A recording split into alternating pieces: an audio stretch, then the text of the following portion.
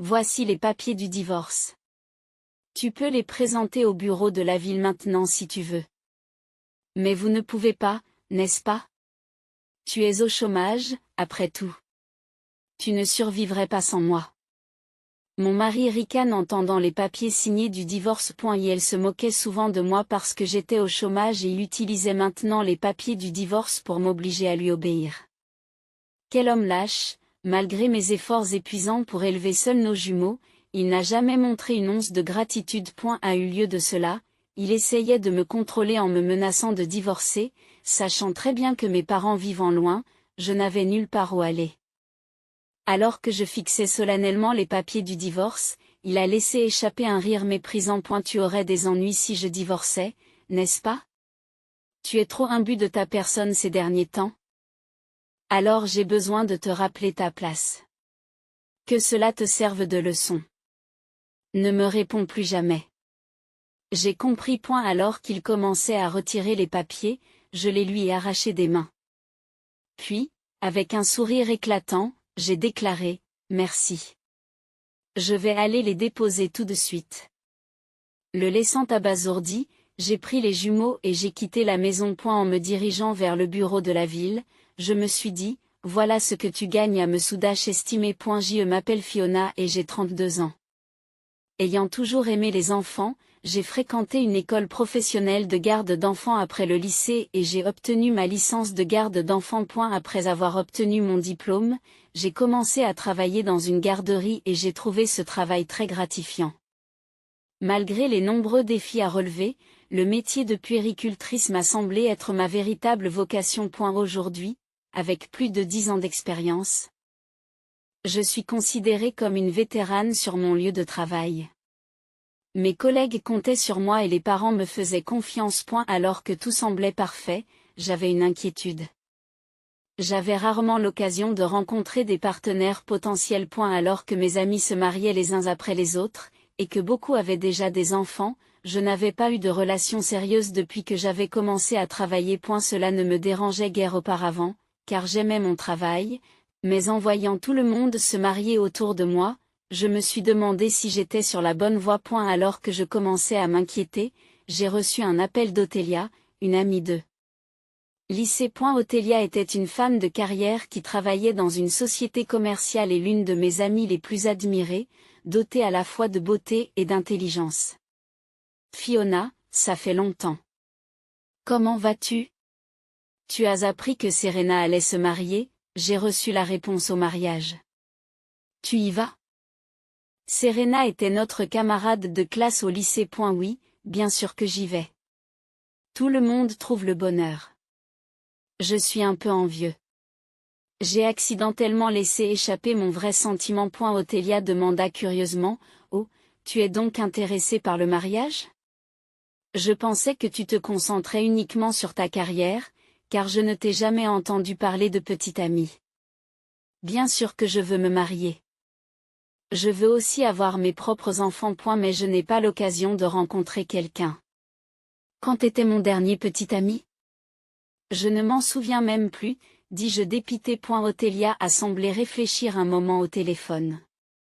Après un bref silence, elle s'est soudain exclamée, pourquoi ne viendriez-vous pas à un dîner ou à une soirée organisée? Je réunirai quelques hommes et femmes célibataires, et nous pourrons tous nous amuser à boire ensemble. Je cherche aussi un petit ami. Je cherche aussi un petit ami. Je vous remercie. Mais tu es sûr que c'est d'accord? Vous êtes tellement occupé par votre travail que je ne veux pas vous déranger. L'offre d'Othélia était la bienvenue pour moi, qui n'avais pas l'occasion de rencontrer des gens, mais je m'inquiétais de lui demander cela, sachant à quel point elle était occupée par son travail dans une société commerciale. Ne vous inquiétez pas, ne vous inquiétez pas. C'est pour une amie très chère. J'en suis ravie. Othélia rit joyeusement. Merci beaucoup. J'ai exprimé ma gratitude et j'ai attendu le jour J avec impatience. Le jour du dîner, je m'habillai du mieux possible et me rendis sur place, où je trouvais beaucoup d'hommes et de femmes qu'Othélia avait invités. Brillante et sociable, Othélia connaissait beaucoup de gens différents grâce à son travail à la société commerciale. Parmi eux se trouvait Zion, le frère aîné d'Othélia de 3 ans. Bien que je l'ai rencontré quelques fois au lycée, son apparence était devenue beaucoup plus mature, et je ne l'ai pas reconnu tout de suite. Fiona. Ça fait longtemps, m'appela Zion, mais je répondis assez brutalement par déo. Je ne savais pas qui il était. Ne semblant pas s'inquiéter de ma réaction, Zion se présenta avec un sourire. Vous ne me reconnaissez sans doute pas après tant de temps. C'est moi, Zion, le frère d'Othélia. Nous nous sommes déjà rencontrés, n'est-ce pas? Oh. Zion. Je suis désolé d'avoir été impoli. Cela fait longtemps. Zion et moi avons rapidement entamé une conversation nostalgique. Fiona, tu étais belle au lycée, mais tu es devenue encore plus belle. Qu'est-ce que tu fais comme travail? Je suis puéricultrice. J'adore les enfants. C'est incroyable. Zion travaillait dans la même société commerciale qu'Othélia. Son hobby, c'est la moto, et il part souvent en excursion le week-end. Tout au long de notre conversation, Zion était toujours attentif, s'assurant que mon verre n'était pas vide. Attiré par son comportement mature et gentleman. J'ai demandé ses coordonnées et lui ai envoyé un message juste après la fête. Après plusieurs rendez-vous, nous avons commencé à sortir ensemble. Othélia était ravie que Zion et moi soyons ensemble. Comme nos lieux de travail étaient proches, Zion et moi avons emménagé ensemble peu de temps après, et peu de temps après, j'ai découvert que j'étais enceinte. Quoi? Enceinte. Les yeux de Zion ont failli s'écarquiller de surprise. Oui. Je ne suis pas encore allée chez le médecin, mais j'ai fait un test de grossesse.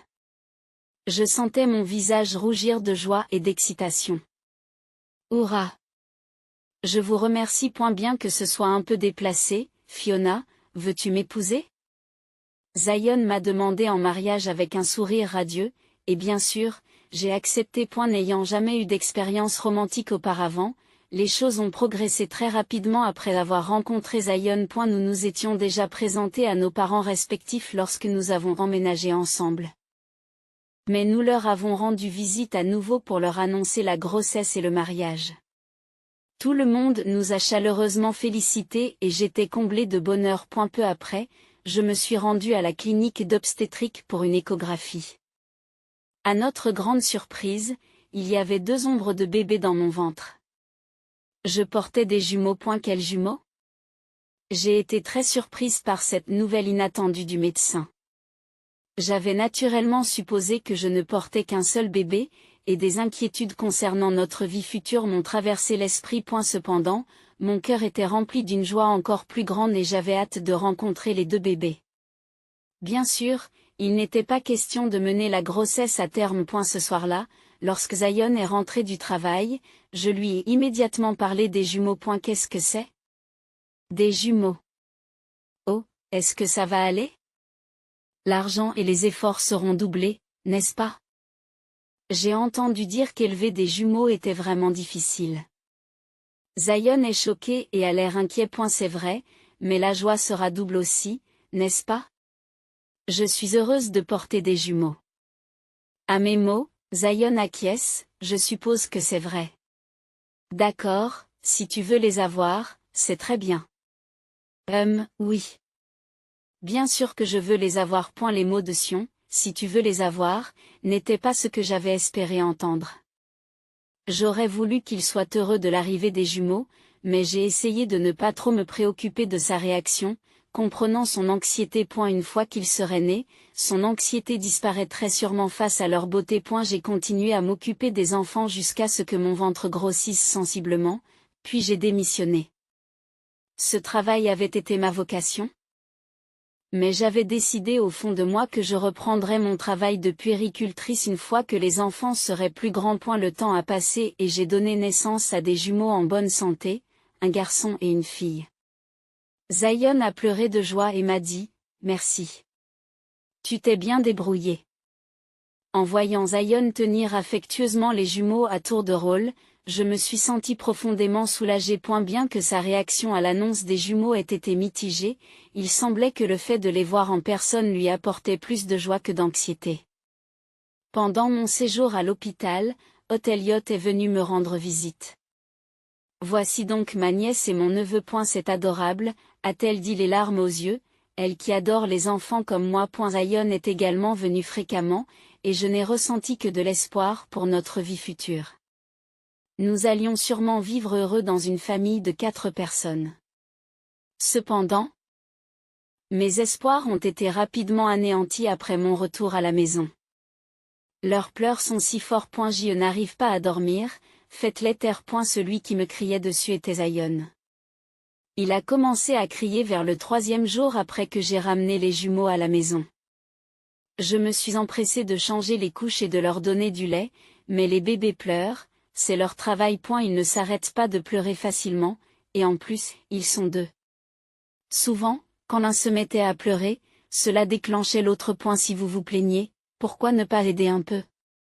Tu pourrais au moins les prendre dans tes bras. Quoi? Pourquoi le ferais-je? En plus, c'est toi qui voulais des jumeaux, non? Je ne m'attendais pas à ce que les jumeaux pleurent si fort.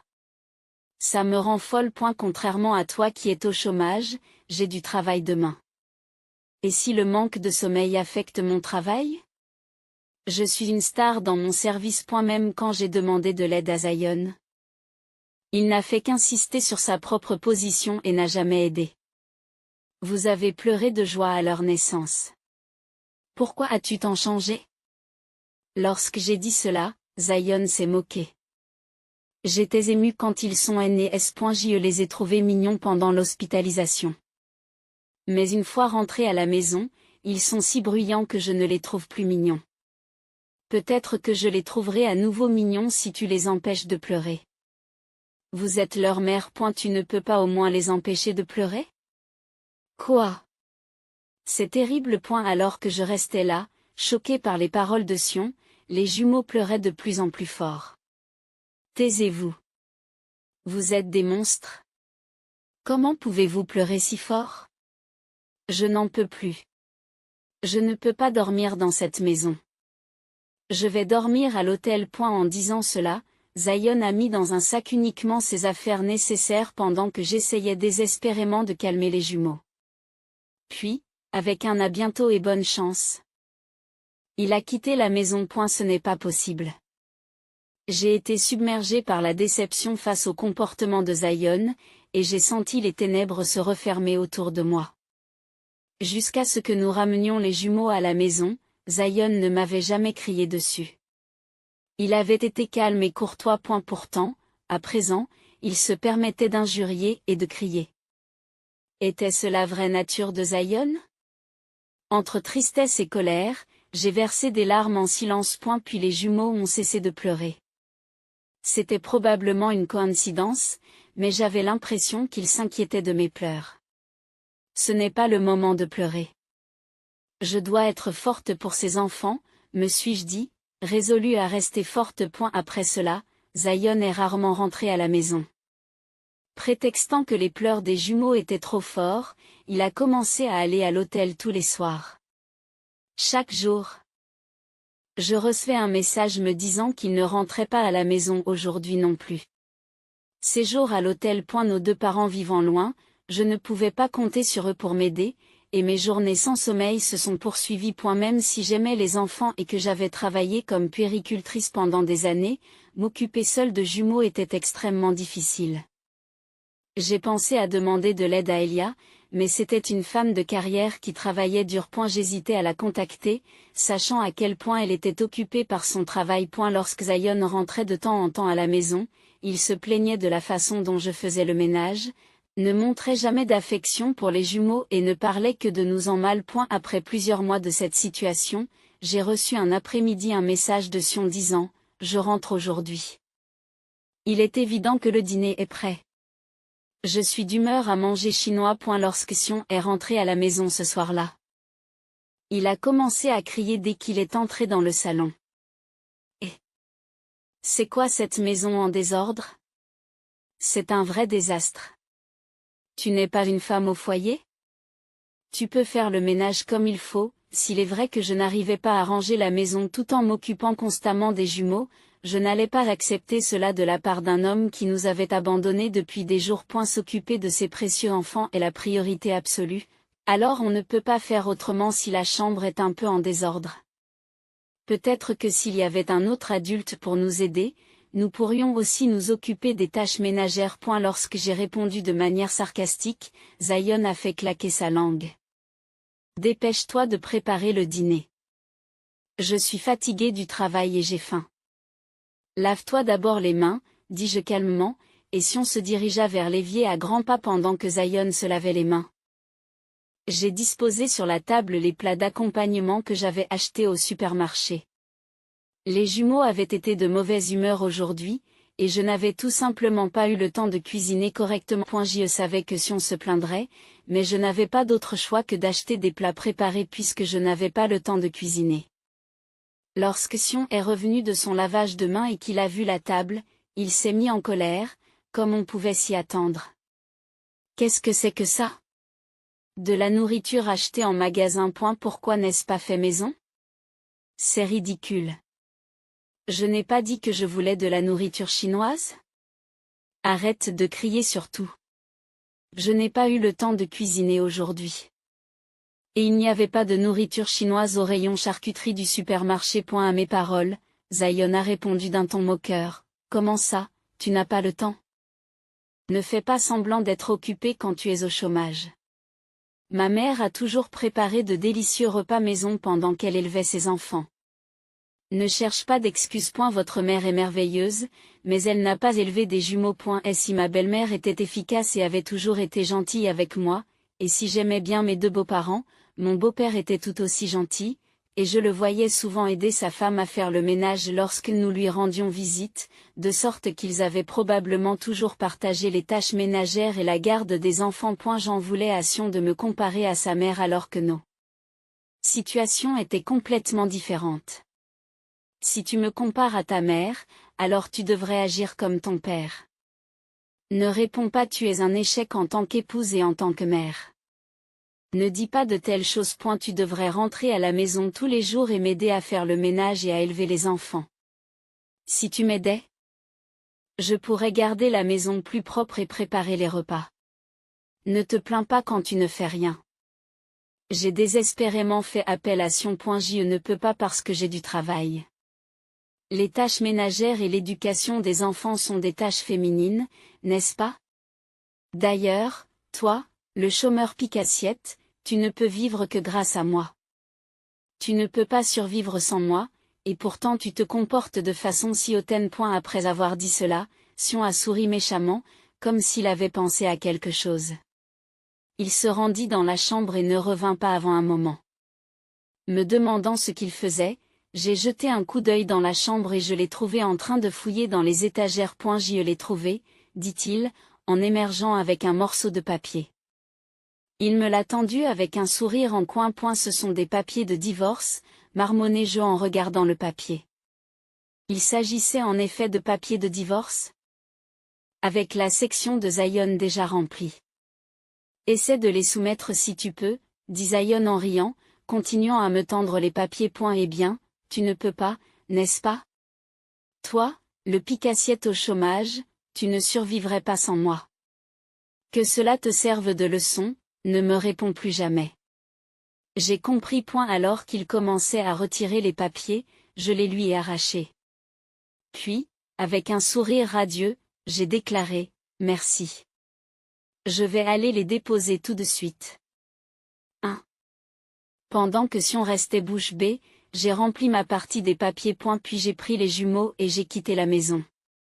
Zion semblait incapable de comprendre la situation, me fixant d'un regard vide. Comme je l'avais déclaré, je me suis rendu au bureau de la ville et j'ai déposé les papiers du divorce. C'est ainsi que mon mariage avec Sion a été dissous. Après avoir quitté le bureau municipal, j'ai appelé quelqu'un. Bonjour. Fiona, qu'est-ce qui ne va pas? Il s'est passé quelque chose? La voix inquiète d'Othélia a retenti dans le téléphone. J'avais appelé Othélia. Oui, c'est vrai. Je lui ai parlé de mon divorce avec Zion, et elle a accepté que je reste chez elle quelque temps. Le lendemain après-midi, Zion a appelé. Où es-tu? Pourquoi n'es-tu pas rentré à la maison? Tu es au chômage et tu n'as pas d'argent, alors tu n'as nulle part où aller. J'en avais assez que Zion crie dès qu'il commençait à parler. Arrête de crier. Tu ne peux pas parler d'une voix normale? Et bien sûr, je ne rentre pas à la maison. Nous sommes divorcés, tu te souviens? Mais je vais devoir revenir quelquefois pour trier mes affaires. Qu'est-ce qu'il y a? Le divorce, tu as vraiment soumis ces papiers? Tu ne peux pas survivre sans moi. Qu'est-ce qui te prend? Idiot de chômeur, tu es vraiment stupide. Comment comptes-tu vivre à partir de maintenant? Il y a une limite à l'insouciance. Même à ce stade, si on me regardait toujours de haut, alors j'ai décidé de révéler la vérité. En fait, je travaille à domicile comme rédactrice indépendante spécialisée dans les questions de garde d'enfants. Quoi? Rédactrice? La voix de Zion semblait stupéfaite. Oui.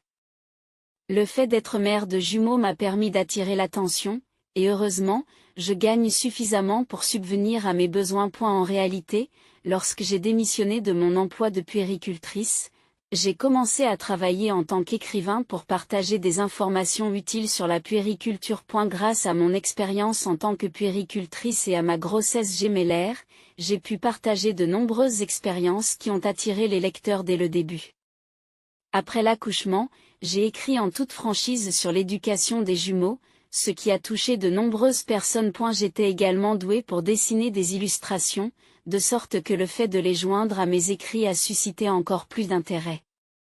Par conséquent, j'ai eu la chance de pouvoir gagner un revenu stable. Quand avez-vous commencé à faire cela? Zion a été choqué par la vérité que j'ai révélée. Je ne savais pas que j'avais des talents d'écrivain lorsque je travaillais comme assistante maternelle, mais on ne sait jamais à quoi on est doué tant qu'on n'a pas essayé.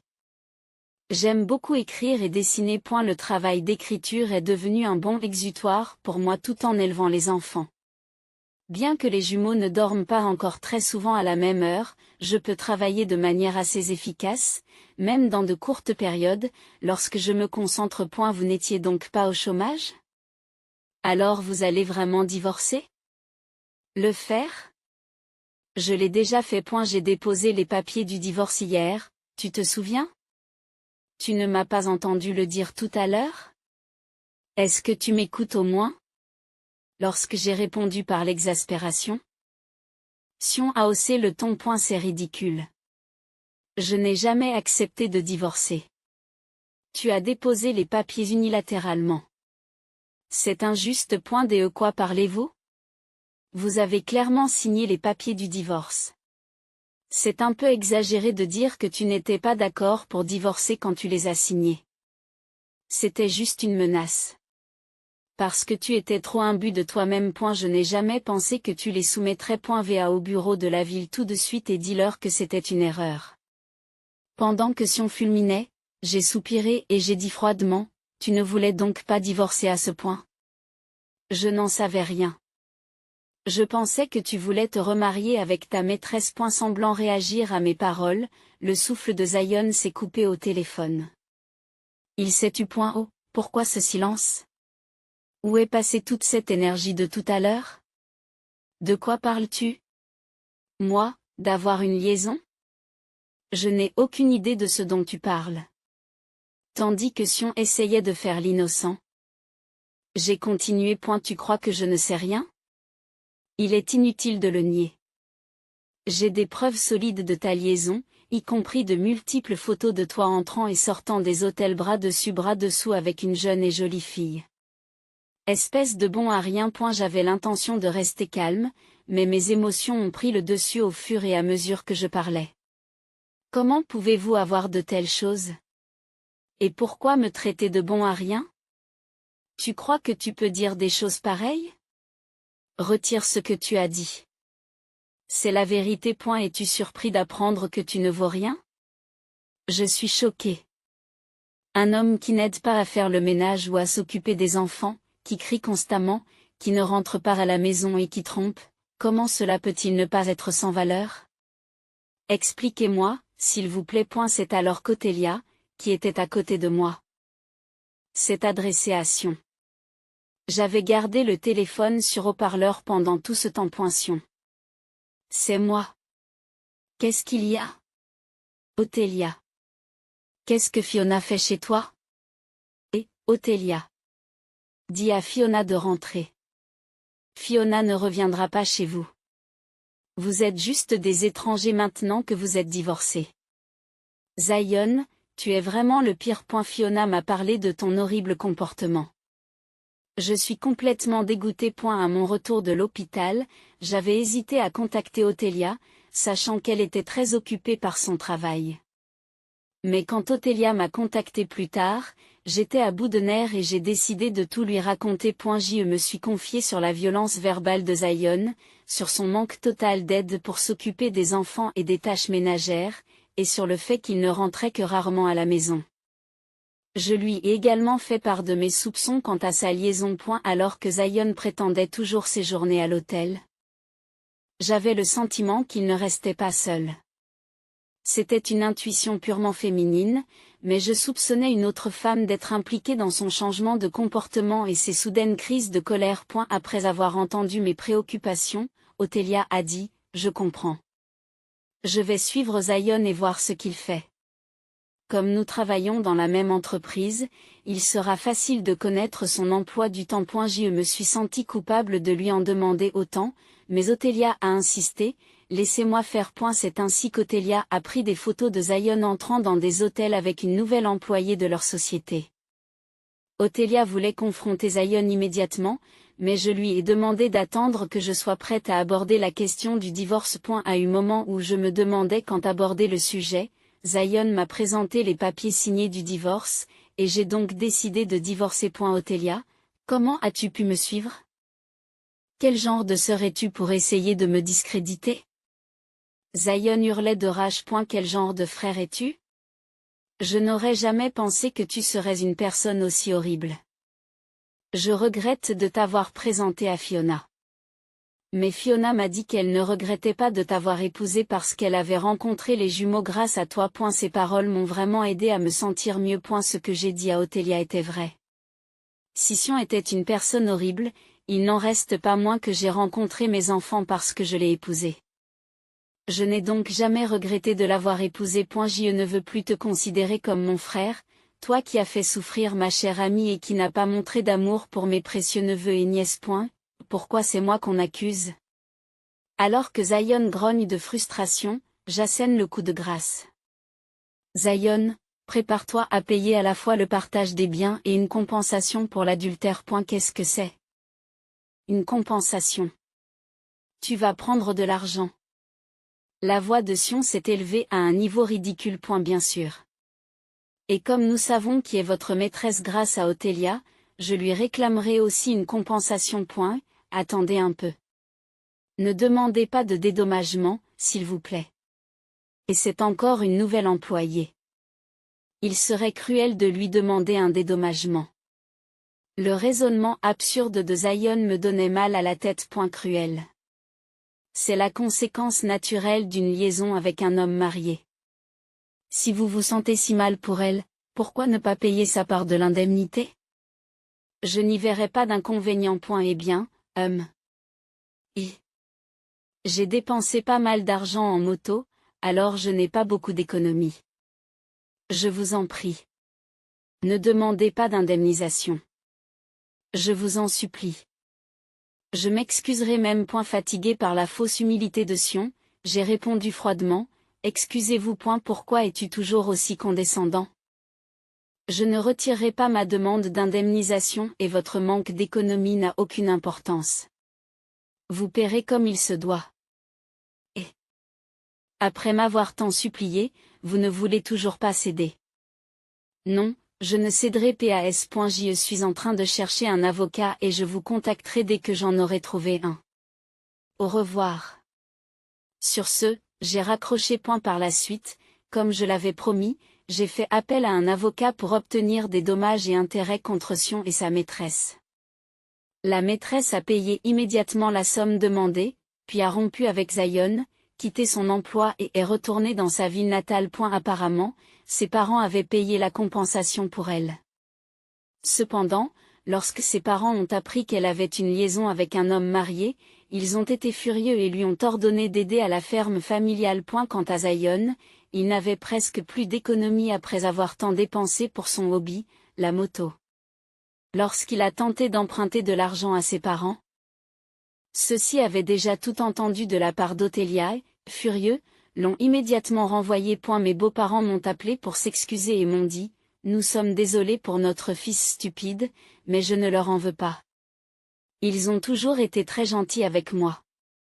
Lorsque j'ai dit que je rendrais visite aux jumeaux un jour, ils m'ont remercié en pleurant. Aujourd'hui célibataire, Zion a vu sa réputation au travail ruinée après qu'Othélia a parlé de ses méfaits à leurs collègues. Et elle prétendait être un père dévoué au travail, mais lorsque tous ces mensonges ont été révélés, les gens ont commencé à l'éviter, ce qui a rendu son poste intenable et l'a contraint à démissionner. Sans revenu ni économie et incapable de payer les indemnités, Zion m'a appelé pour me demander de le réconcilier. Fiona, j'ai quitté mon emploi et je n'ai donc plus d'argent. Je ne peux pas payer d'indemnité, alors je t'en prie, réconcilie-toi avec moi. Nous pourrions construire une bonne famille cette fois-ci. Qu'est-ce que tu veux dire? Tu crois que le fait de te remettre ensemble annulerait la compensation? De toute façon, je ne me réconcilierai pas. D'ailleurs, votre maîtresse a payé sa compensation immédiatement, mais vous n'avez pas encore payé un seul dollar.